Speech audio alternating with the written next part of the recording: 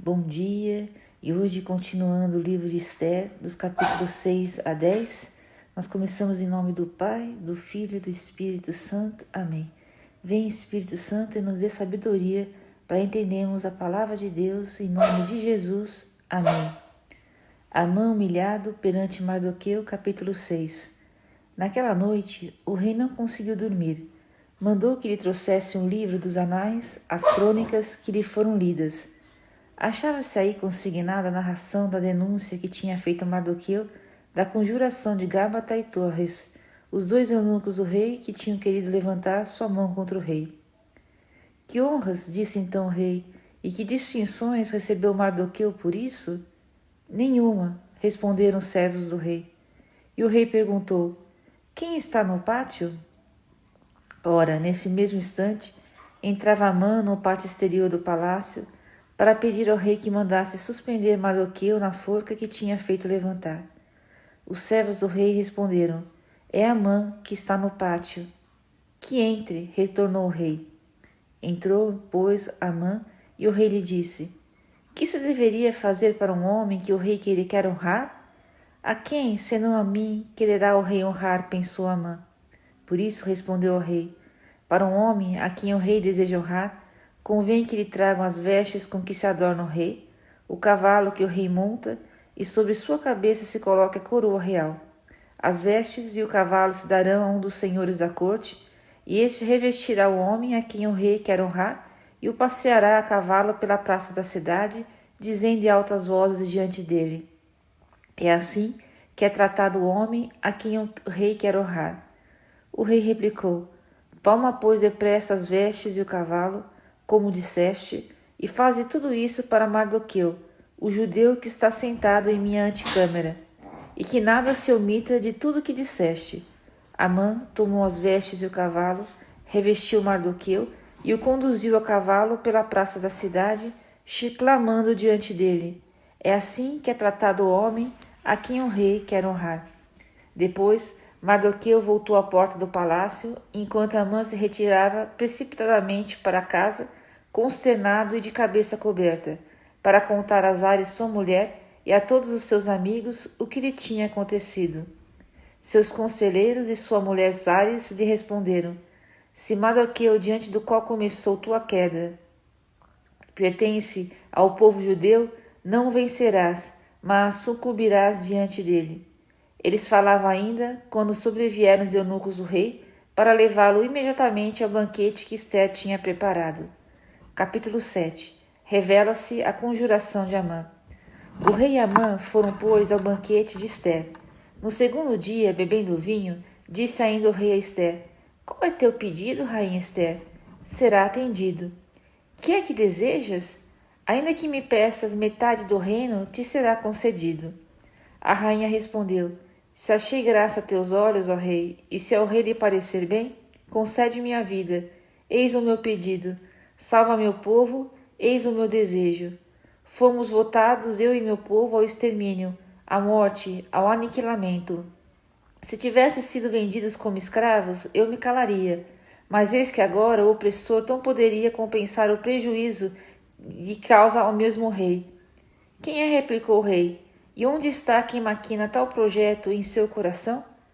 O opressor, o inimigo, disse a rainha, é Amã. Eis aí o infame. Amã ficou aterrorizado diante do rei e da rainha.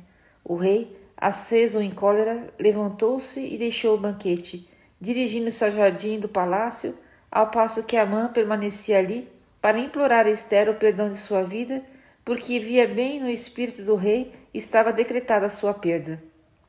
Suplício de Amã. Quando o rei voltou do jardim do palácio para a sala do banquete, viu Amã que se tinha deixado cair sobre o divã em que repousava Esther. Como? Exclamou. Ele o que quer fazer violência à rainha em minha casa, em meu palácio? Mal tinha saído essa palavra da boca do rei, quando cobriram a face de Amã. Arbona, um dos eunucos, disse ao rei, a forca preparada por Amã para Mardoqueu, cuja denúncia em favor do rei tinha sido tão salutar, acha-se levantada na casa de Amã, à altura de 50 côvados. Que o suspendam nela, exclamou o rei. E suspenderam Amã na forca que tinha preparado para Mardoqueu, Isso acalmou a cólera do rei. Capítulo 8. Elevação de Mardoqueu. Naquele mesmo dia, o rei Assuero fez presente a rainha Ester, à casa de Amã, o opressor dos judeus.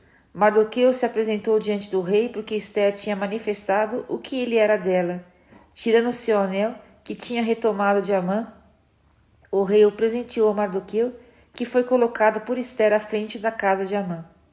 Edito real em favor dos judeus. Ester retornou de novo à presença do rei e falou. Prostrada a seus pés, desfeita em lágrimas, suplicava-lhe que destruísse as maquinações que Amã, o Agagita, tinha perseverantemente urdido contra os judeus. O rei estendeu o cetro de ouro a Ester, a qual se pôs em pé diante dele. Se parecer bem ao rei, disse ela, e se achei graça diante dele, e se isso lhe parecer justo, e se sou agradável a seus olhos, que revogue por escrito as cartas que Amã, filho de Amadates, o Agagita, tinha concebido e redigido para perder os judeus de todas as províncias do rei. Como poderia eu ver a desgraça que aguarda meu povo, e como poderia assistir ao extermínio de minha raça? O rei Assuero respondeu à rainha Ester e ao judeu Mardoqueu. Fiz presente a Ester da casa de Amã, e fiz perecer esse homem por ter levantado a mão contra os judeus. Escrevei, portanto, vós mesmos em nome do rei em favor dos judeus, como bem vos parecer, e selai com o selo real, porque toda ordem escrita em nome do rei é firmada com seu selo, é irrevogável. Foram então chamados os escribas do rei, no 23º dia do 3º mês, chamado Sivan, e conforme as instruções de Mardoqueu, escreveram aos judeus, aos sátrapas, aos governadores e aos senhores dos 127 províncias situadas entre a Índia e a Etiópia, a cada província em sua escritura, a cada nação em sua língua, e aos judeus na sua própria escritura e língua. Redigiram-se, pois, em nome do rei Assuero, e marcaram-se com o selo real as cartas, que foram expedidas por correio a cavalo, tendo como montarias cavalos procedentes das cavalarias reais.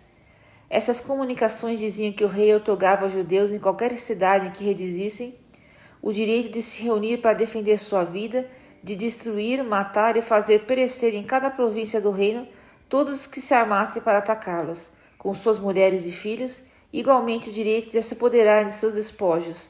Tudo isso se faria num só dia em todas as províncias do rei Assuero, no dia 13 do 10º mês, chamado Adar. Uma cópia do edito, que devia ser promulgado como lei em cada província, foi enviada a todos os povos, a fim de que os judeus estivessem preparados naquele dia para se vingarem de seus inimigos. Os correios montados cavalos das cavalariças reais partiram apressadamente e cumpriram diligentemente a ordem do rei. O edito foi publicado primeiramente em Suzã, a capital. Saiu então Mardoqueu da casa do rei com uma veste real azul e branca, com uma grande coroa de ouro e um manto de linho e púrpura. A cidade de Suzã alegrou-se com os gritos de júbilo. Não havia para os judeus senão felicidade, alegria e cantos de triunfo. Em cada província, em cada cidade, aonde quer que chegasse o edito real, havia entre os judeus transportes de gozo, banquetes e regozijos. Muitos no país se fizeram judeus, tanto era o temor que lhes inspiravam.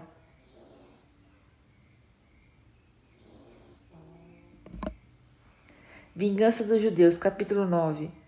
No 10º mês, que é o Adar, no dia 13 do mês, data em que entrava em vigor a ordem e o edito do rei, no mesmo dia em que os inimigos dos judeus contavam fazer-lhes mal, aconteceu tudo ao contrário, e os judeus dominaram seus inimigos. Estavam reunidos em suas respectivas cidades em todas as províncias do rei Assuero para levantarem a mão contra aqueles que desejavam sua perda. Ninguém pôde resistir-lhes, porque o terror se tinha apoderado de todos os povos. Todos os senhores das províncias, os sátrapas, os governadores, os funcionários do rei tomaram a partida dos judeus por temor de Mardoqueu, porque este ocupava um alto lugar do palácio real e sua fama se espalhava em todas as províncias onde sua influência não cessava de crescer. Os judeus, pois, feriram todos os seus inimigos a golpes de espada, massacre e extermínio de seus opressores, aos quais tratavam como quiseram. Em Suzã, na capital, mataram 500 homens. Fizeram igualmente perecer Façadanta, Delfon, Estafa, Forata, Adália, Aridata, Fermesta, Arizai, Aridai e Gesata. Os 10 filhos de Amã, filho de Amadates, o opressor dos judeus, mas se abstiveram de toda a pilhagem. Nesse mesmo dia, fizeram conhecer ao rei o número das vítimas da fortaleza de Suzã. E o rei disse a Ester: na fortaleza de Suzã, na capital, os judeus mataram 500 homens, bem como os 10 filhos de Amã. Quem não teria feito mais outras províncias do rei? Entretanto, pede-me o que quiseres e te será concedido. Tens algum desejo? Serás satisfeito. Se parecer bem ao rei, respondeu Ester, seja permitido ainda amanhã aos judeus de Suzã agir conforme o decreto de hoje e que se suspendam numa forca os 10 filhos de Amã.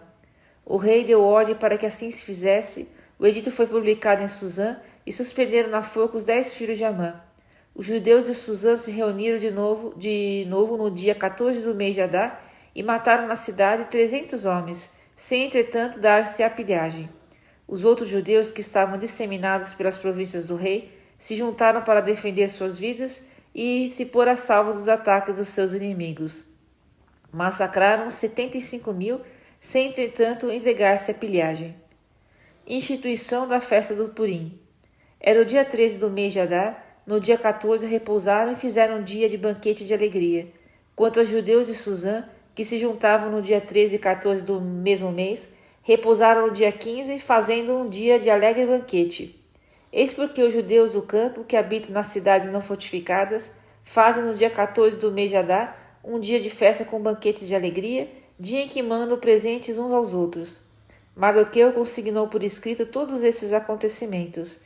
Enviou cartas a todos os judeus das províncias do rei Assuero, próximas ou longínquas, para lhes ordenar que celebrassem cada ano o dia 14 e o dia 15 do mês de Adar, como sendo dias em que tinham sido postos e salvos dos ataques de seus inimigos, e mês em que sua angústia tinha sido trocada em alegria e sua dor em felicidade. Deviam, pois, nesses dias, oferecer alegres banquetes, dar-se presentes e praticar generosidade com os pobres. Os judeus erigiram em costume o que tinha feito na primeira vez e o que Mardoqueu lhes tinha mandado, porque Amã, filho de Amadates, o Agagita, o opressor dos judeus, tinha resolvido perdê-los e lançado contra eles o puro, isto é, a sorte, para exterminá-los e destruí-los. Mas, quando Ester se apresentou diante do rei, este ordenou por escrito que a perversa maquinação tramada contra os judeus recaísse sobre a cabeça de seu autor e que este e seus filhos fossem suspensos à forca. É por isso que se chamam esses dias Purim, da palavra pur. Assim, conforme o conteúdo dessa carta, conforme o que eles mesmos tinham visto e o que lhes tinha acontecido, os judeus instituíram e estabeleceram para si, para sua posteridade e para seus adeptos, o costume irrevogável de celebrar anualmente esses 2 dias, segundo a forma prescrita e no tempo marcado. Esses dias deviam ser recordados e celebrados de geração em geração em cada família, em cada província, em cada cidade. Jamais poderiam ser abolidos esses dias dos Purim entre os judeus, nem sua recordação se apagar entre seus descendentes. A rainha Ester, filha de Abigail, e o judeu Mardoqueu escreveram a segunda vez, com insistência para confirmar a carta sobre os Purim. Depois, enviaram a todos os judeus dos 127 províncias do rei Assuero cartas com palavras de paz e recomendação de celebrarem fielmente esses dias do Purim no tempo marcado, como o judeu Mardoqueu e a rainha Ester os tinham instituído e como eles tinham estabelecido, tanto para si mesmos como para seus descendentes, com os jejuns e as lamentações.